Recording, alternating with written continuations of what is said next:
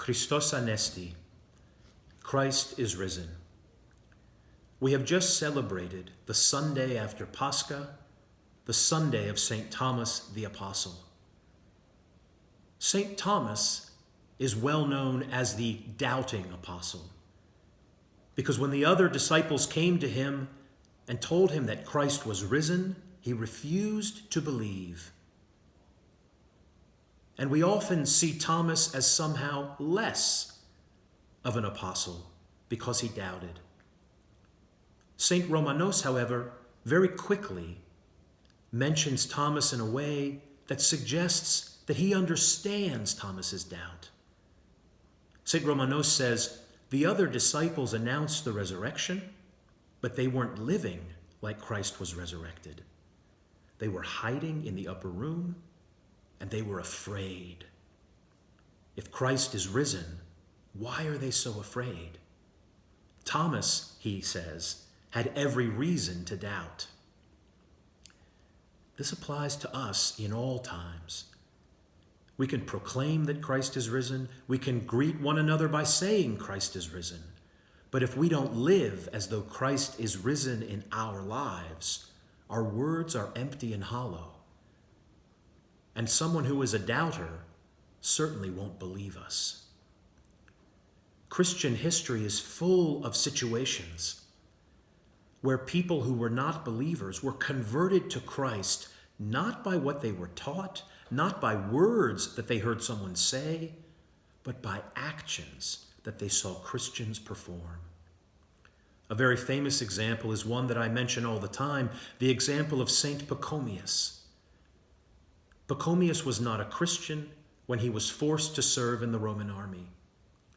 And while he and the other unfortunate people who were going to serve with him were being marched to the place where they would have to begin their time in the army, they stopped at night, and out of the wilderness came some people who gave them comfort, gave them food and drink, and bandaged their wounds. And when Pachomius asked them, "Who are you?" they simply said to him, "We are Christians, and this is how we treat all people." After he served his time in the army, Pachomius came back to that spot, and he founded a monastery. And it was because not of what those people said to him, but because of how they lived, because of what they did for him. They showed him what the new life in Christ looked like. And he was so inspired that he created the communal monastic life that we all know so well today. We live in a time of very difficult circumstances where there are challenges if we think of ways to live our Christian lives. Two very simple ways are all that I can offer you right now. The first is simple, but it is very profound. We can pray for one another.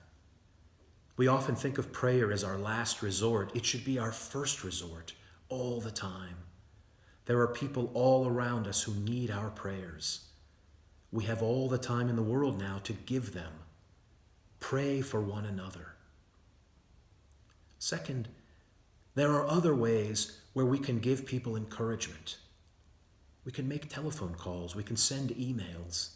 Little things like that. Ordinary acts of kindness, ordinary communication under these circumstances could feel extraordinary to someone who's lonely. One of the small positive benefits of the circumstances in which we're now living is that the people who are called heroes are not the people who are performing extraordinary acts of valor by leading armies over a hill or some other highly unusual event.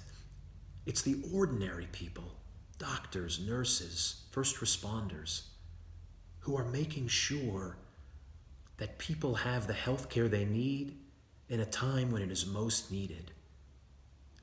They're doing their ordinary job, but they're doing it in an extraordinary time, and it is showing the world what compassion and what dedication looks like.